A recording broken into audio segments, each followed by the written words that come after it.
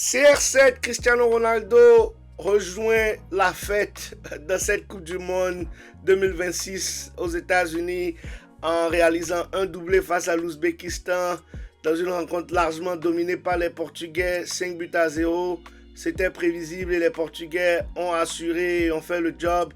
Ronaldo rentre encore plus dans l'histoire du football avec maintenant 25 buts de moins pour atteindre les 1000 buts dans sa carrière en général. Cristiano Ronaldo qui a maintenant 975 buts, toute compétition confondue en club comme en sélection nationale, et qui devient non seulement le premier joueur de l'histoire de la Coupe du Monde à marquer dans 6 différentes Coupes du Monde, mais aussi le meilleur buteur de l'histoire du Portugal en Coupe du Monde avec ses 9e et 10e buts. Les Portugais qui ont montré un visage beaucoup plus rayonnant au cours de cette rencontre. Et on en parle maintenant dans cet épisode du show.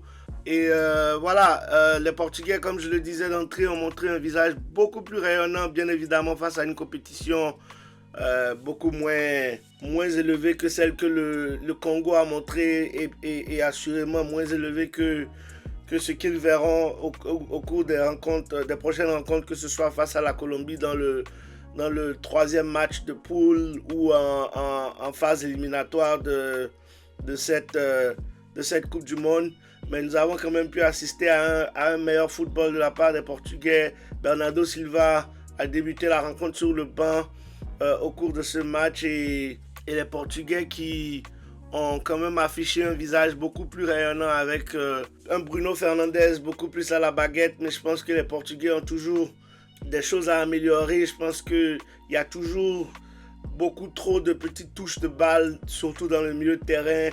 Et un gamin comme Francisco Conceição sur le côté droit, assez explosif, assez vif, mais qui aime beaucoup trop dribbler et toucher le ballon au lieu de jouer en première intention. Je pense qu'il va falloir que ce soit des choses que Roberto Martinez et son staff corrigent avec cette équipe du Portugal. Ils sont beaucoup plus dangereux quand ils jouent en une touche de balle en première intention, à l'opposé de cette petite passe au milieu de terrain qui, à mon avis, ralentissent non seulement le jeu, mais les rend beaucoup moins dangereux en général dans cette compétition. Je pense que le Portugal, comme je le disais bien avant ce match, a l'effectif pour aller assez loin dans cette compétition, mais il va falloir que cet effectif maintenant se transforme en équipe afin de pouvoir atteindre les objectifs qu'ils espèrent pouvoir atteindre, bien évidemment, avec pourquoi pas le Saint Graal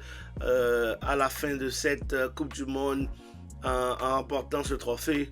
Match assez dominé par les Portugais, comme je dis, qui font le plein de confiance une fois de plus face à une équipe de l'Ouzbékistan qui, comme je le disais, malgré les efforts et les petites séquences de jeu qu'ils ont pu nous montrer, n'est nullement à la hauteur du Portugal. Et donc, job well done par les Portugais qui font le plein de confiance, 5 buts à 0. Cristiano Ronaldo qui fait son entrée dans la course au meilleur buteur de cette compétition avec ce doublé, et qui donc rejoint Lionel Messi, Kylian Mbappé, Erling Haaland, Harry Kane et toutes les stars du football qui nous régalent quand même en ce début de mondial avec de très belles performances. Harry Kane qui joue tout à l'heure face au Ghana dans quelques heures, dans quelques minutes.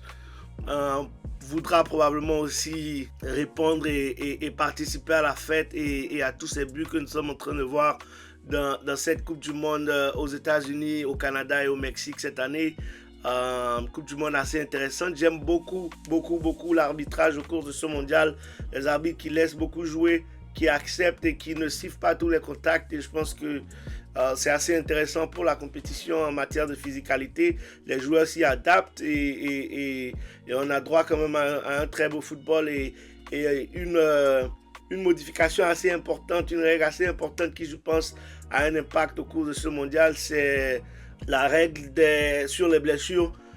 Si le staff médical arrive sur le terrain, le joueur pour lequel ils sont venus sur le terrain doit sortir et être sur la ligne de touche pendant 1 minute avant de revenir sur le terrain. Et donc, il y a moins de simulation dans le jeu, il y a moins de perte de temps et de joueurs qui sont couchés sur le terrain. J'en ai vu beaucoup qui, au départ, prennent des coups, sont allongés sur le terrain et quand ils se rappellent finalement de la règle, se relèvent tout seuls parce qu'ils ne veulent pas passer 1 minute de temps sur le banc de touche avant de revenir sur le terrain. Et donc, chapeau à la FIFA pour cette nouvelle règle. Je pense qu'il serait intéressant de l'appliquer au-delà de la Coupe du Monde, même dans les différents championnats et ligues européennes et africaines respectives. Et je pense qu'on attend de voir le prochain match maintenant du Portugal face à la Colombie.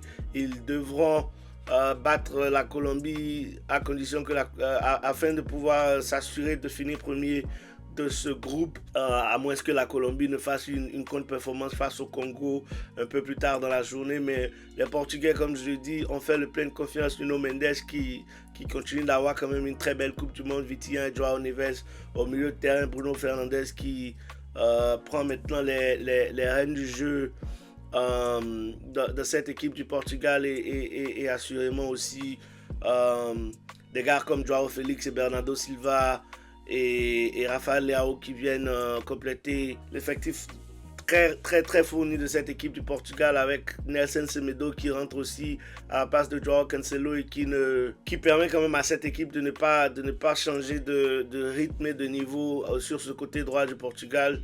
Je pense que cette équipe, une fois de plus, a les qualités nécessaires pour aller très loin dans cette compétition, et il faudra juste qu'ils continuent à se retrouver en équipe, à continuer à développer cette synergie, cet esprit d'équipe, à jouer beaucoup plus en une touche comme je le disais, et je pense qu'ils pourront faire mal quand même dans cette compétition.